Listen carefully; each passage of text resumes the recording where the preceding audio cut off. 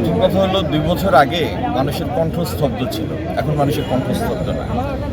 দীর্ঘদিন মানুষ নিজের কণ্ঠ, নিজের মালিকানা নিজ দেশের উপর প্রতিষ্ঠা করার জন্য অপেক্ষা করেছে।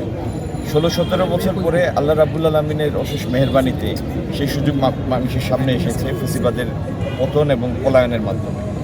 আগামী দিনে যে নির্বাচনটি হবে 12 ফেব্রুয়ারি, সেই নির্বাচনে স্বচ্ছ একটি শান্তিপূর্ণ নির্বাচনের মাধ্যমে মানুষ তার রায় দেওয়ার সুযোগ পাবে বহু বছর পরে। আজকে যাদের বয়স 35, তারা জীবনে কোনো দিন ভোট দেয়নি। তো এটি 18 কোটি মানুষের একটি দেশের মধ্যে এর থেকে বড় হাহাকার, বিভীষিকা আর কিছু হতে পারে না। আগামী দিনে মানুষ তার পছন্দের নেতৃত্ব নির্বাচন করবে, দেশের উপরে তার মালিকানা আবার পূর্ণরূপে প্রতিষ্ঠিত করবে, আর দেশের সাথে, দেশের সরকারের প্রতিটা কাজের সাথে, রাষ্ট্রের সাথে নিজের সম্পৃক্তি অনুভব করবে। সেই অপেক্ষায় আছি আমরা। সব মিলিয়ে এখন দেশের সার্বিক পরিস্থিতি কি দেখছেন? দেশের একটা নির্বাচিত সরকার যে কাজটি করতে পারে, বিনিয়োগ আকর্ষণ করতে পারে, আইনের শাসন পূর্ণরূপে প্রতিষ্ঠিত করতে পারে, জবাবদিহিতার একটি কাঠামো তৈরি করতে পারে।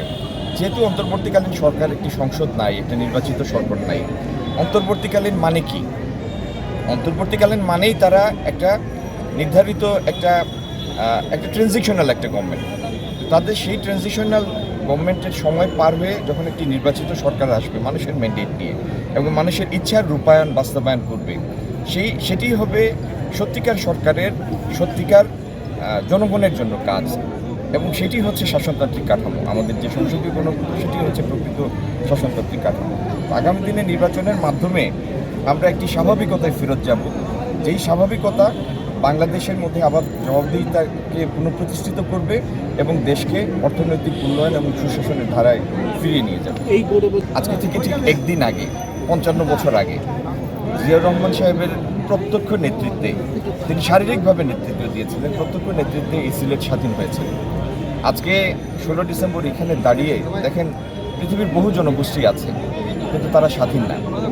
আল্লাহর অশেষ মেহেরবানি যে আমরা বাংলাদেশ ভূখণ্ডের মধ্যে বসবাসকারী, আমরা সবাই একটি স্বাধীন দেশের নাগরিক। আমাদের হয়তো শাসনতান্ত্রিক বিচ্যুতি আছে, বিভিন্ন সময় আমরা যে ধারা আগানোর কথা ছিল সেটি থেকে বিচ্যুত হয়েছে, কিন্তু আমরা স্বাধীন। সেই বিচ্যুতি দূর করে, ভুলকে শুদ্ধ করে আমরা দেশকে উন্নতির ধারায় নিয়ে যেতে পারি, কারণ আমরা স্বাধীন। তো এই যে আল্লাহর একটা এত বড় নিয়ামত, আল্লাহ তৌফিক দিন যেন কিয়ামত পর্যন্ত আমাদের এই স্বাধীনতা এবং সার্বভৌমত্ব অক্ষুণ্ণ থাকে এবং এই দেশের প্রতিটা নাগরিক এই সার্বভৌমত্বকে অক্ষুণ্ণ রাখা এবং সংহতিকে জোরদার করার জন্য আমরা আমৃত্যু ইনশাল্লাহ কাজ করব।